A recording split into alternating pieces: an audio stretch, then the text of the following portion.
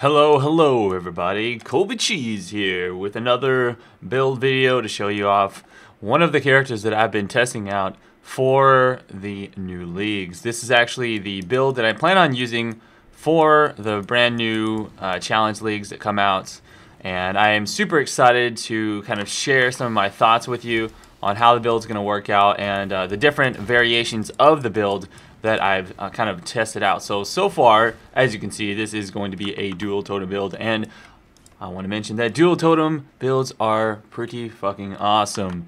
Now, they're definitely not as popular as they used to be. In fact, I've only seen like 1 or 2 people in the entire last 4-month league do any kind of a dual totem build, but it's certainly, in my opinion, at least in this iteration, one of the best builds that you can do as a new player with absolutely no currency whatsoever.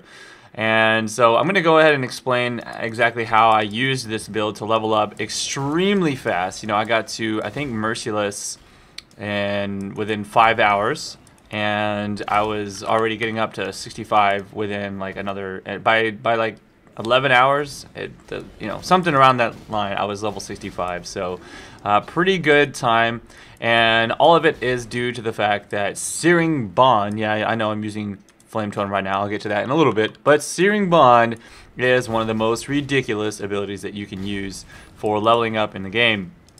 So just as a note, I'm using Flame Totem right now, so I'm going to go ahead and talk about that first. The cool thing about this particular build that I'm doing with Flame Totems is that it does go along the path of all of the totems that you'll be needing, but it also is very close to all these fire nodes. So, in fact, I haven't even respec completely yet out of Searing Bond, but yeah, I've got all of the fire damage nodes that I'm going to need for this build. The build also mostly takes just, you know, like the cast speed nodes and totem damage nodes and stuff like that. I'm only level 68, so the build is not fully completed yet. I'm definitely going to have more health and stuff like that. So a couple of goals to keep in mind with this particular build in terms of using it in the new leagues, as well as, you know, potentially being for people who have no currency just yet, is that this is going to be a build that is designed to do a lot of damage regardless of your items that you currently possess. And the idea is that you are going to use it to farm currency. So what I'm going to do is I'm going to equip a lot of magic find gear that I find, and I'm going to try and have as much item quantity and item rarity as possible in order to go and kill Piety. And I can go kill Piety right now just fine. I guess I should have done that for the sake of the video, but not a big deal. The idea is I'm going to go kill Piety as fast as possible, over and over and over again, and farm as many items as I can from killing her, or potentially even go kill Dominus. You know, I can do either of those two things. It's not going to be a big deal. I've already seen it work just fine. And so what I decided to do is I wanted to actually go ahead and test various other dual totem ideas that, you know, along the lines of using fire skills, because I had a few leveled up fire skills. I had a leveled up flame totem, as you can see I'm using that now. I actually already tried out fireball with LMP, which did pretty decent damage as well, and I was going to try out firestorm, but I actually made a mistake earlier and I don't have my firestorm anymore, so that's not a big deal. Searing Bond still seems to be like the best skill for pretty much no links. You only need like 3 links to really have it working out correctly. So let's go ahead and I'm going to show you Searing Bond. It's going to be doing a little bit less damage than if I had actually had the burning damage passives. So Searing Bond, I would normally have like Holy Fire and entropy, but it's not. You'll see it does so much damage even without those nodes. So let's go ahead and pop that bad boy on there. Where do I have it right now? Searing Bond. We'll swap that out for Flame Totem, which I guess I'll talk about it. Flame Totem I had linked with Empower. You don't even need Empower, but I had it, so I put it on there. And faster casting, GMP, and Fire Pin, of course. So let's take out Fire Pin. Fire Pin does not work with Searing, and so we'll take that off. Faster casting doesn't really help Searing Bond other than just you putting the totem down quicker. Where is my increased burning damage? There it is. Increased burning damage. And what else can you throw in there? Alright, I don't really have anything else. Now, you can actually throw on a few things with Searing Bond, but I don't really recommend it. A lot of people like to use the Trap Gem. Some people like to use Remote Mine. Those will increase the damage of Searing Bond very dramatically, but it's a lot more annoying to place down, in my opinion. So Searing Bond, booyah, baby. Here we go. Let's get this done. So let's just run around. We're gonna put down some Searing Bond, and right now you'll notice that the damage looks like it's 6,400 and 1699. Whenever I had the burning damage passives, it was around, I think, like 8,000 or something like that. So really strong. It scales extremely well with the passive tree, and it doesn't really scale so well with items, mostly with levels and with the passive tree. And that's what makes Searing Bond so damn powerful. You'll notice I just place the damn thing down and I walk around. I can progress through the game easier than on any other character that I've ever played. Potentially, I think even faster than on, or it's easier to progress than even on my Facebreaker character that was completely twinked out with bot items and things like that, which is bad example anyways, because like I said, this is supposed to be a character that, you know, you will have no items on. So throughout the whole league, you're not gonna have to worry about having multiple 3 or 4 link items and having all kinds of crazy colors on your skill gems. Really, all you need is a Searing Bond and increased burning damage. And eventually you can throw on like a faster casting, you can throw on item rarity, you can throw on an empower once you get that. If you really wanted to, you can go ahead and do a remote mine and place it at your feet. You're just gonna have to run into the mobs. As far as defensive options, you're basically just going to want to run Arctic armor. I actually don't have my Arctic armor on right now. I never got around to picking it up. So my defense right now is pretty shit. I have like no armor, no evasion, no Arctic armor. But that's not a problem with the build. It's just I got lazy and never picked up defenses because I'm just testing different things out. And let's not get to that. I'll talk about what you would really do later. But essentially, Arctic armor is your defense in this build, and then you know, you can pick up other defensive options as you see fit. But overall, this is actually really relaxing to me. You just run into rooms. Speaking of rooms, like this is really good for going into new rooms. Whereas a lot of builds, it's really dangerous to walk into another room because there's a lot of dudes on the other side. This one, you just walk up to the doorway, or you know, as close to the doorway as you need to just toss a totem into the other room. Everything runs to those totems because like, oh yeah, we're gonna get you, and then they just die because they're getting hit by the totems. Look at this, they're stupid. They're like, hey, I'm gonna attack this totem, and then the totem kills them. So essentially, you are like a little mini righteous fire thing going on here, you know.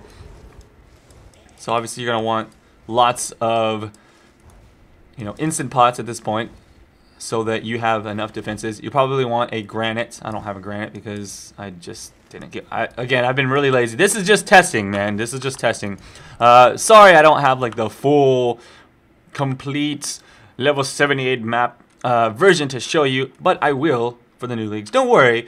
I just wanted to show this off prematurely because a lot of people were asking since I was streaming this the other day on stream. They're like, oh, what is that build with the dual totems?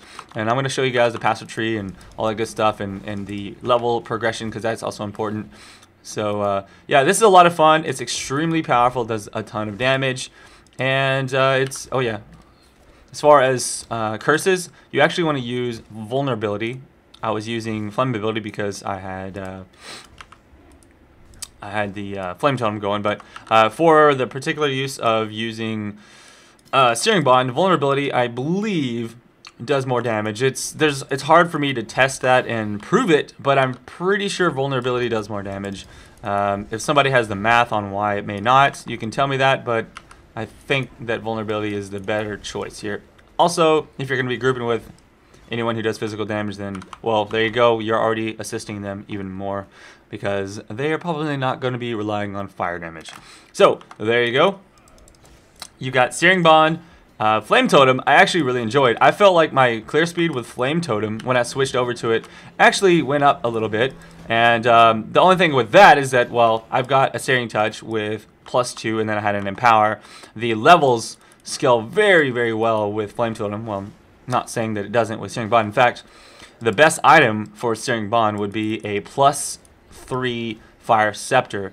That's right. And you're going to link Searing Bond in a 3-link. The very best DPS you can get with Searing Bond is with a 3-link.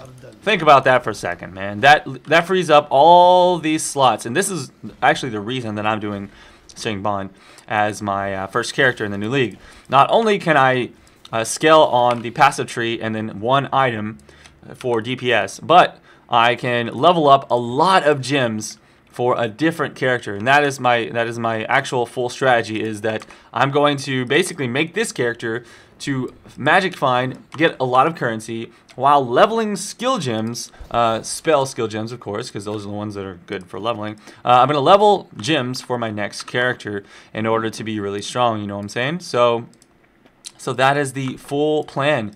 I'm gonna just play this character a lot, and it's fun. It's not like I'm gonna hate this character. I actually really enjoy this character a lot, and I look forward to playing it again in the new leagues. But the idea is I'm gonna magic find and get lots of currency and be able to, you know, get things set up for all of my future character projects that I'm gonna be sharing with you guys for the new leagues. And so I'm pretty excited about it. Now, auras, I basically have clarity and purity of elements right now because my gear sucks. You'll notice I've got a Infernal Mantle, which worked fairly well with Flame Totem. Definitely not required. You can use a Cloak of Defiance for later defenses if you have enough mana regen going with this particular build. You know, Arctic Armor, Cloak of Defiance, whatever you want to do. Searing Bond doesn't actually cost a lot of mana, so I'm actually running it purely on clarity. I've got Eldritch Battery as well, so obviously that helps as well. So let's talk about the skill tree. Alright, so if you're going to be doing this with Searing Bond, it's very simple. I'm actually going to map it out for you, and you can see the progression that I take for leveling. So as a Templar, for leveling up as Searing Bond, first 24 levels, you're going to be heading up this direction, boom, boom, boom, elemental damage, coming down for cast speed. You're going to have to level with Fire Trap and Flame Blast. Once you get level 24, you're actually going to come down this way, by the way. You're going to come down this way. If you're doing Searing Bond, you're taking Elementalist node. Elemental damage helps Searing Bond. Spell damage does not. Keep that in mind. And then you're going to get this way. By the time you're like 24 and ready to go, you should have Ancestral Bond. You'll have Dual Totems. And pretty much the rest of the game is a simple, fast clear for you. You have, I think, at level 1 Searing Bond, you're around 800 DPS, whereas any other ability is like 200 in the game. So it's stupid awesome. You're going to grab R nodes. Eventually, you don't really need them right away because you don't have a lot of Rs to run until late game, until you get Arctic Armor and all that other cool stuff. So go ahead, and once you get your Dual Totem, then you head back this way. You can grab health along the way. You're going to grab Holy Fire. You're going to keep going. You probably need some agility before too long. You can come down here. This totem, this set of totem nodes are very powerful. Right here, you're not going to go this way. I only went this way because I actually needed 10 extra decks. So ignore these 2 points. That is very inefficient. You're going this way and then this way and grabbing, like I said, the Holy Fire, the Emulation nodes in this direction. You can grab Purity of Flesh. Come down here. You're going to grab Firewalker. Do not grab Elemental Domination because, well, not for Searing Bond anyways, because it's elemental damage with spells, and I don't believe that affects your Searing Bond, from what I understand or what I've been told. I don't know. Actually, I'd have to test it real fast. Let's just double check. Searing Bond, it does say it's a spell, so let's see. We are at 6,499. Yep, okay. Look, we're doing this for science. 6,499. Oh, yeah, like I said, doesn't affect the damage. So, so yeah, don't get Elemental Domination if you're doing Searing Bond because it doesn't work. So skip these 3 skill points if you're doing only Searing Bond. Purity Flesh, going to come back over here, do Wisdom. Eldritch Battery, that's going to help you out with mana issues that you may or may not have. You don't need faster casting unless you want it, I guess. You can grab these health nodes here. Entropy will give you a lot of extra damage on Searing Bond. And obviously you're going to come down this way too.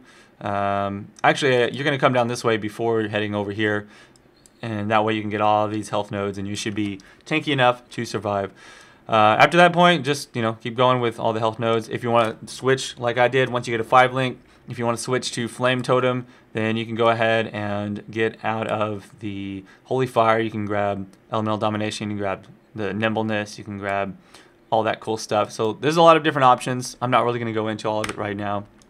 But just keep in mind that it is very simple to level up with Searing Bond, and it works all the way up until Map Dominus. I've seen it work. Other people have done it, and it's perfectly fine for solo as well. In fact, it's probably better for solo. Searing Bond does tend to fall off in parties late game, so if you want to continue to use Dual Totem, I think probably the strongest, and this is me theory crafting in my head a little bit, probably the strongest thing for Dual Totem if you're doing a fire-based build would be to spec into a bunch of these crit nodes I actually have some builds I can post you later. You can get a lot of crit chance and crit multiplier, and then you can use something like Fireball or Firestorm as your in-game build with a 5 or 6 link chest, as well as a wand and a shield, and just go for full out crit and crit multiplier and all that good stuff. And that would probably be the best choice for top DPS for dual totem late game.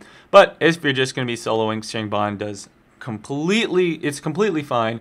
Like I said, Flame Totem was a lot of fun. You'd probably want a wand with projectile speed for that particular setup there, and you should be good to go. As you can see, I don't really even have anything other than my Searing Bond right here on my Searing Touch. Searing Touch is great for Searing Bond because of the 7 increased and burning damage on it. What else is good here? Yeah, all you really need is vulnerability. You need like a 3 link for Searing Bond and another like 3 link for some more auras that you're going to be running. Other than that, you can probably throw on some castle and damage taken stuff, and you can just level up gems for other characters. That is essentially the build for the bandit quest. You're going to be doing Help Oak, and then you're going to kill all for the next 2, so you can get the skill points. And I think that's about it, guys. You have a really simple, very fun to play, very easy to play, and very cheap build at your disposal. Probably the easiest and cheapest build that you can possibly pull off, in my opinion, in the game. So hopefully you guys enjoyed this, and you guys can have some fun kind of crafting your own fire-based dual totem builds in the future. And I'd like to hear what your experiences have been and what maybe slight changes that you have made are. So check out my stream, twitch.tv/KobeCheese, where I'll be answering more questions if you have them. And of course, you can share your builds with me, and I'll post my build in the build thread as always. So check the description down below for the link to my thread, my massive thread. Now it's getting much bigger with all of my builds from all my characters. You can check out the most up-to-date version of this particular build in that thread there. So I'll see you guys around for the next one. Thank you so much for watching this video. Peace out, guys.